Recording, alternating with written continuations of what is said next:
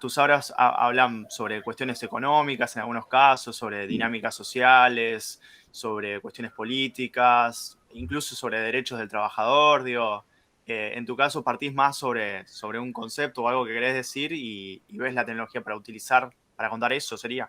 Algo así, pero trato que la tecnología involucre eso que cuento. Por ejemplo, esta obra esta muestra del Obrador, donde están todas estas obras del derecho del trabajo. Yo sé, si vos ves la muestra en general, cuando entras a esa sala, era casi una fábrica, porque tenía todos los ruidos de una fábrica, motores de fábrica, sistemas de fábrica, digo, tenía todo el aspecto de trabajador. De hecho, cuando entrabas a esa muestra, el folleto que te daban en la entrada, yo qué sé, había una máquina etiqueteadora que justo entraba el folleto, entonces etiqueteabas como la entrada y la salida, entonces te ponía el horario y la entrada y salida que vos habías entrado a ese lugar.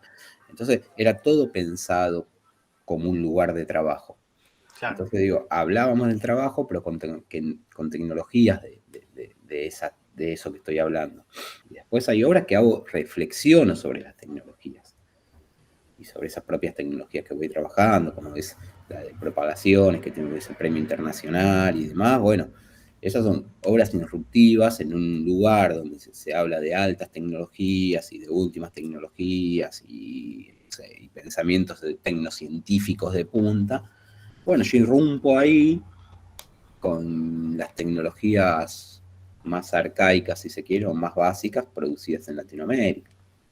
Entonces lo que estoy haciendo es una reflexión sobre la tecnología, aparte de hacer toda la cosa científica de los algoritmos y las redes neuronales y bla, bla, bla, bla, bla, que bueno, está ahí, yo qué sé, no sé, está bueno, pero no era eso lo importante era lo otro, Claro. ¿no?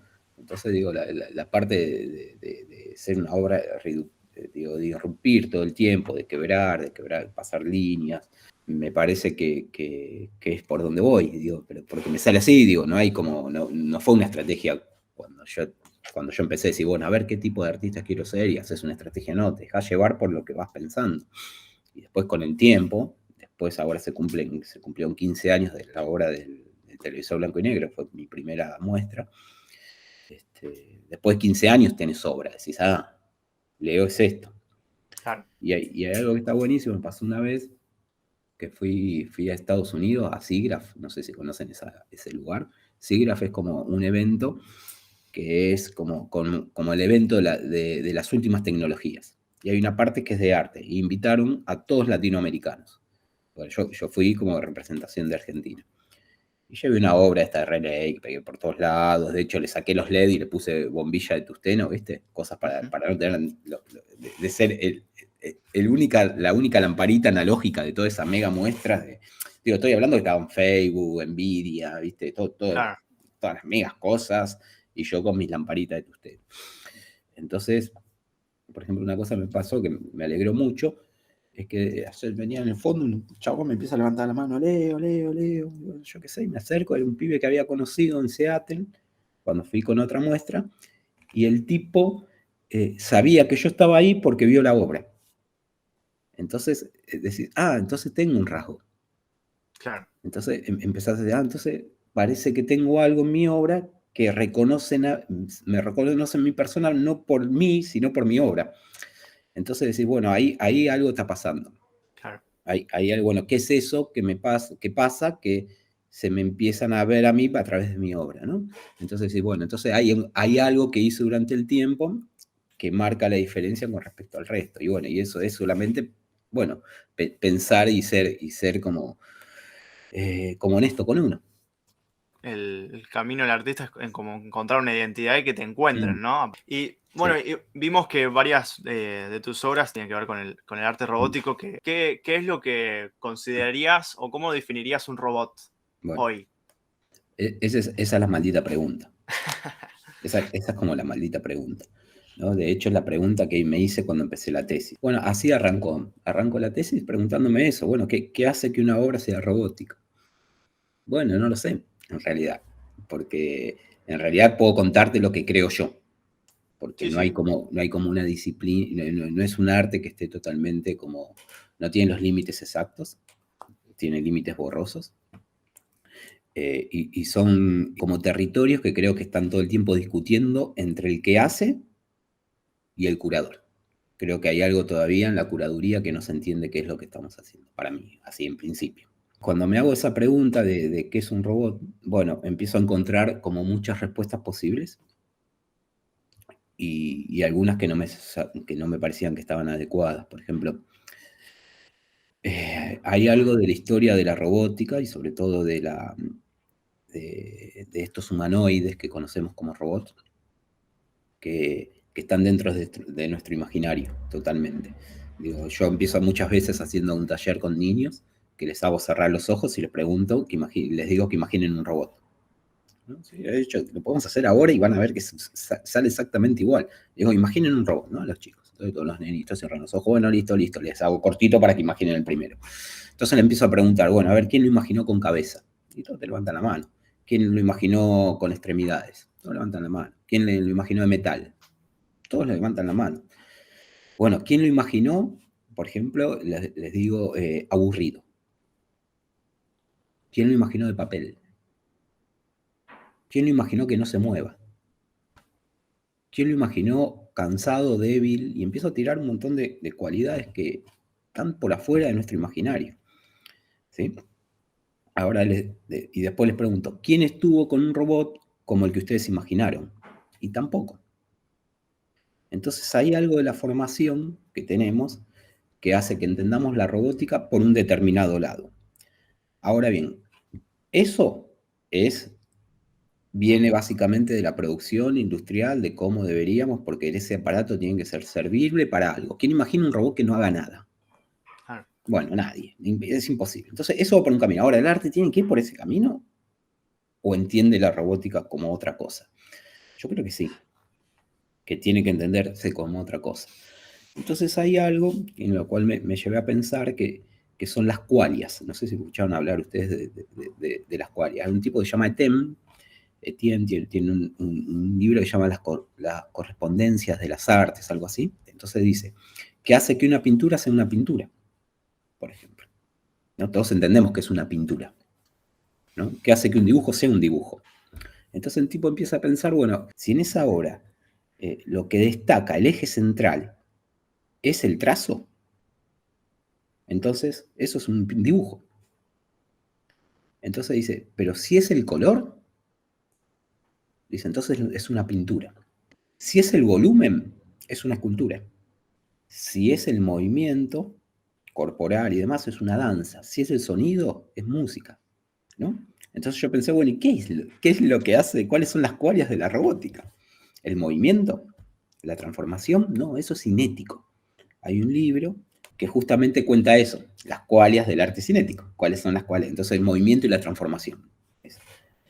Entonces, ¿qué separa al arte robótico del arte cinético? ¿No? Entonces ahí me puse a estudiar. Entonces cuando me pongo a estudiar, encuentro que las primeras muestras sobre arte robótico, lo que se entendía del arte robótico, estaban vinculados a la cibernética.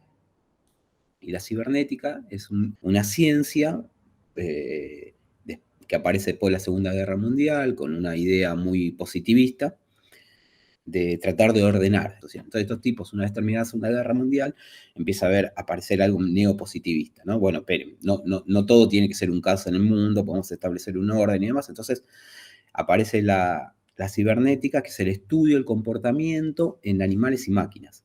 La idea básicamente de ellos es no estudiar algo por sí mismo, sino estudiar algo con relación al otro.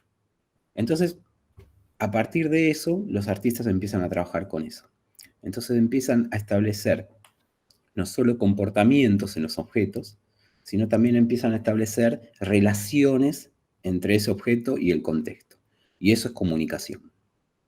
Entonces, para mí, las cualidades del arte robótico tienen que ver con el comportamiento del objeto y la comunicación, donde en ese punto es donde emerge la obra. Va a tener cualidades de sonido, va a tener cualidades de color, va a tener cualidades de línea, va a tener cualidades si se quiere, de volumen. Entonces va a tener cualidades de otras disciplinas, de otras artes, pero la importante y sobresaliente, donde tiene que estar soportado el discurso de la obra, tiene que ser la comunicación y el comportamiento y la comunicación. Entonces, a partir de ahí empecé a construir la tesis. Digo, entonces, con esa vista, con esa medida, puedes empezar a separar las aguas. Y una de las grandes cosas que descubrí en ese proceso es que, como pongo el mismo ejemplo en la obra, ¿no? Digo, hay artistas, ponele, que pintan sobre la música, ¿no? Que tenés pinturas que están basadas en música, en colores y bla, bla, bla. Y no por eso vamos a decir que eso es música, es una pintura. Entonces también, ¿por qué no pensar que hay obras que hablan sobre la robótica, pero no necesariamente son robóticas? Entonces ahí es más fácil dividir las aguas. Porque vas a encontrar muchas obras que están vinculando la máquina con el humano, en esa relación de tensa y yo qué sé, pero no necesariamente el objeto sea arte robótico. Pueden estar hablando de robótica. Yo puedo hacer un dibujo sobre la robótica, puedo tener una escultura sobre un robot, puedo tener una obra cinética sobre la robótica, pero no necesariamente esa pieza es robótica. Por ejemplo, propagación está construida a partir de las relaciones entre los objetos. Si vos construís un arte pensando en las tecnologías, como se ha pensado la obra, las tecnologías en robótica, porque está muy de domótica y muy pensado en el control y demás, solamente vas a producir arte robótico si tenés la última tecnología, si tenés tecnologías de control muy precisas y caras y demás. Al poner eso va por un lado. Ahora, si vos ponés el arte robótico y pones en el centro el comportamiento y la comunicación, es decir, en lo que están haciendo y por qué lo están haciendo, y en ese hacer emerge la obra, no necesariamente necesitas las últimas tecnologías. Entonces, es un mito la idea de tener que necesitar ciertas tecnologías para construir arte robótico. En realidad lo que necesitas es tener una buena obra que plantee o que se base en estos dos conceptos, sin importar qué tecnologías estás usando. De hecho, planteo que hasta el arte robótico, al pensarse desde el comportamiento y la comunicación, no necesariamente tiene que ser material. Ok. Está bueno. Y en ese sentido, que también retomando algo que decías antes, ¿crees que, digamos, digamos, los artistas latinoamericanos que incursionan en la robótica tienen como un rasgo particular por el contexto en el cual se insertan, que se puede diferenciar con países del primer mundo y eso? No lo veo tan claro por ahora. Puede haber algunos casos, sí. Creo que han pasado muchas cosas y el arte latinoamericano se está pensando desde otra forma, de hecho no se pensaba en el arte latinoamericano, uno iba copiando o haciendo malas copias de aquello que sucedía en otros hemisferios, en países centrales y demás. ¿Okay? Y creo que mucho en Latinoamérica sigue sucediendo, porque hay algo ahí de no solo, bueno, un poco vuelvo a la honestidad con uno, pero digo, también sucede que tenemos la idea de éxito siempre y cuando en estos países centrales te tomen la obra, ¿no? O si podés llegar a esos lugares a mostrar, sos exitoso. Claro. Entonces es más fácil subirte a olas de otros y tratar de hacer una copia con una ideita nueva o dándole una vueltita de tuerca y algo para llegar a esos lugares que ir a contrapelo. Pero en realidad el arte es ir a contrapelo. Para mí el arte es un acto de resistencia, ¿no? Que bueno, también hay que soportarlo, digo, ¿no? Entonces, a veces la medida del éxito no se mide en cuánta gente te está mirando. Se mide en tu honestidad intelectual, en la honestidad de hacer, y no importa la cantidad, sino quiénes son los que te están mirando. De repente ahora empezaron a hacer, no sé si lo vieron, conferencias de arte latinoamericano. Bueno, ahora se empiezan a dar cuenta. Ahora porque alguien habló sobre el arte situado, entonces ahora es todo arte situado. El arte situado nosotros lo conocemos hace mucho. Lo que pasa es que las voces que hablan ahora del arte situado son del hemisferio norte. No, esperen, hay un arte situado. Bueno, joder, nosotros hace mucho que conocemos del arte situado. Lo que pasa es que vos lo conoces ahora. Un par de preguntas en relación Dale. un poco a la motivación tuya en particular de recurrir a la figura del robot o la materialidad Mm. del robot como sí, como elemento para tus obras. Eh, digamos, ¿qué reflexiones nos pueden llevar los robots o qué interrogantes Mm, pueden surgir a partir de la experiencia que se propone dentro del arte robótico? Digamos? Antes hablabas un poco de esto de las cualidades, digamos, del mm. arte robótico y quería preguntarte un poco sobre eso, digamos. ¿Qué nos pone a pensar, digamos? Sí, bueno, ahí cada uno hará su obra con sus conceptos y con lo que quiera trabajar. A mí me interesa, digo, medio en forma natural, trabajar con la materialidad, con lo mecánico, con interactivo mecánico, todo eso me gusta hacerlo, es algo que me gusta hacerlo.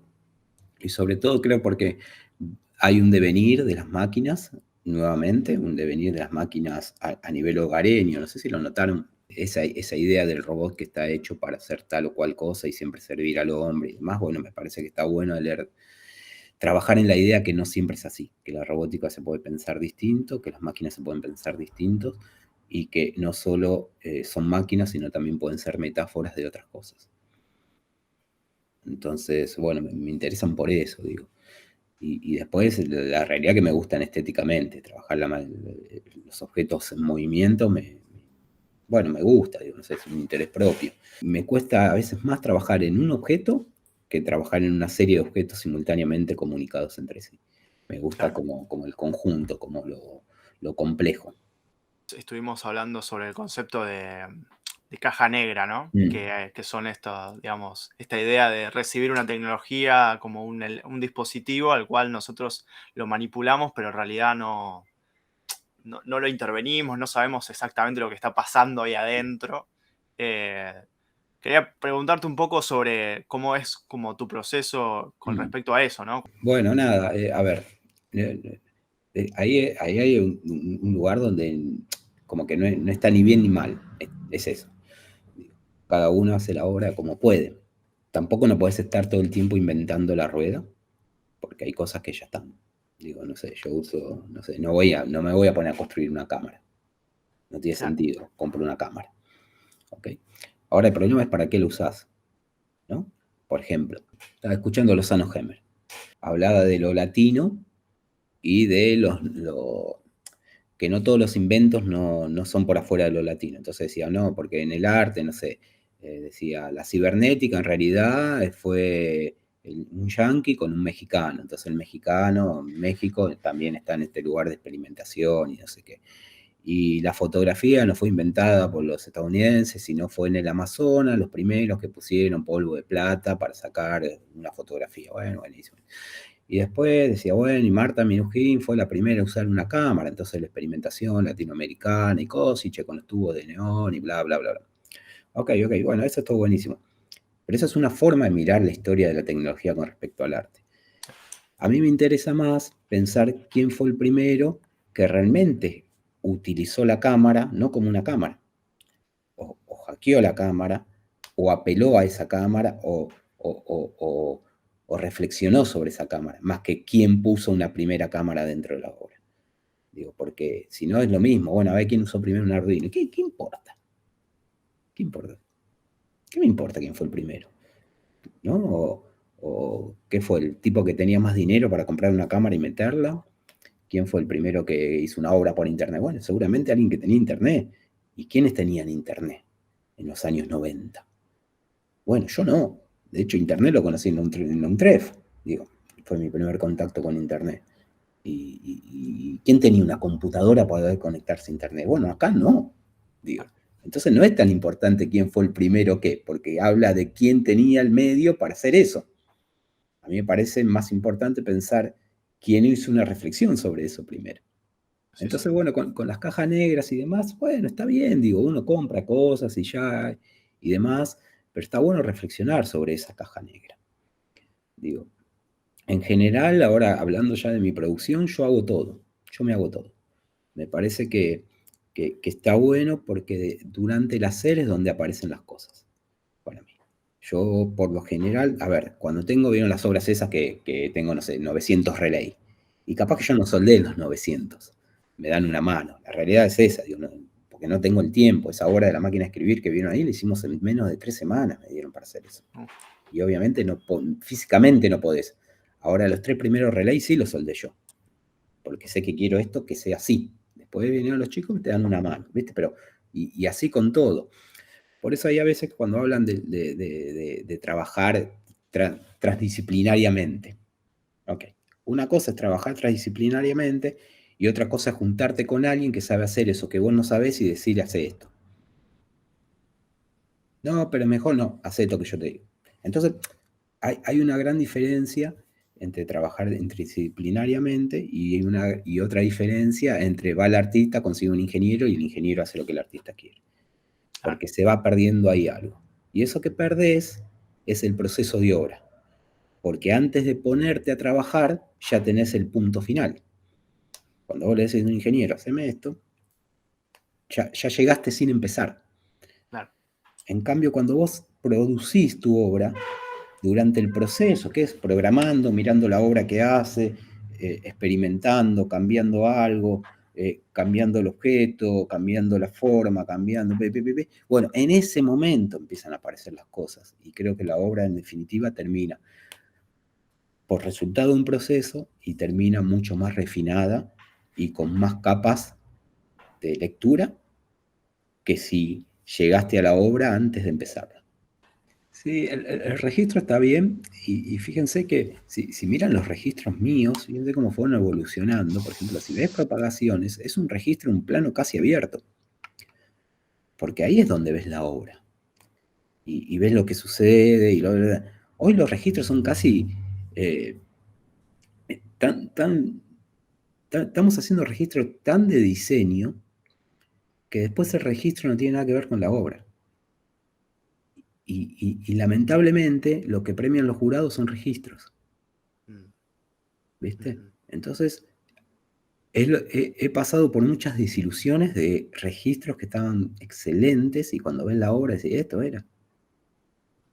¿Se entiende? Entonces, ahí hay algo que en las premiaciones y en los jurados y en los premios y demás, para mí hay algo que debería ya establecerse como la forma de un registro estándar para mí.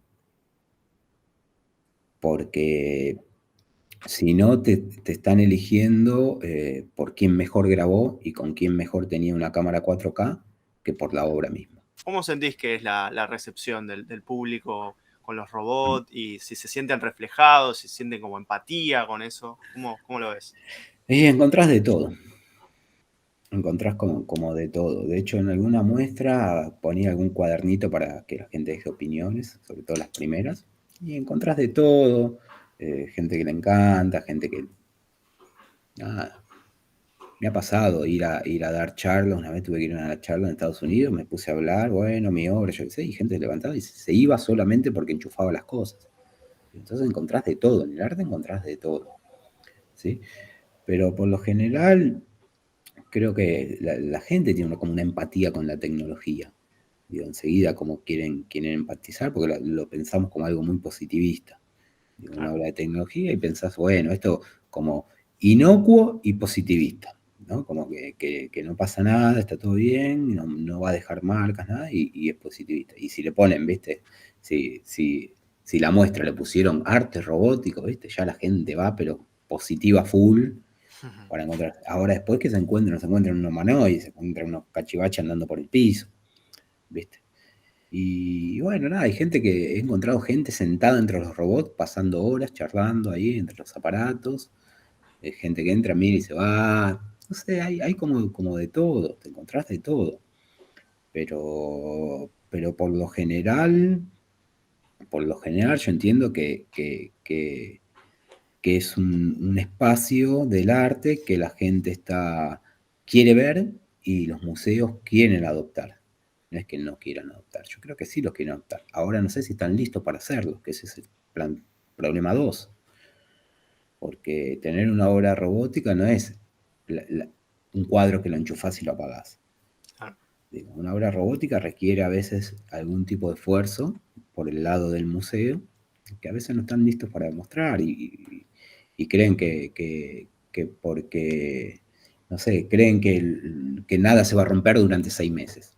No, sí, se va a romper, digo, te compras un auto 0 kilómetros y no tenés que hacer service. ¿Por qué este robot experimental no va a necesitar un service? Digo, es como ridículo pensar, y bueno, eso es nuevamente, por el imaginario de la tecnología me compro algo y me va a durar y no se va a romper, ¿viste? Y después el otro punto, también tiene que ver con el dinero. Digo, no es lo mismo hacer una obra robótica financiada que hacer una robótica sin financiar. Porque quieras o no, la materialidad que vas a usar y los componentes que vas a usar, bueno, van a ser de distintas calidades. Entonces, bueno, tenés que soportar de tener una obra robótica tanto para alojarla como para producirla. Porque a todos les gusta, todos te aplauden, pero nadie te larga un mango. Decís, bueno, ¿cómo es? ¿Y cómo hago la que viene? Esta ya está, ya la hicimos. ¿Y la otra? ¿Y la próxima cómo la hacemos? ¿Viste? Entonces, bueno, todo eso tiene que ser como contemplado en algún punto en los museos.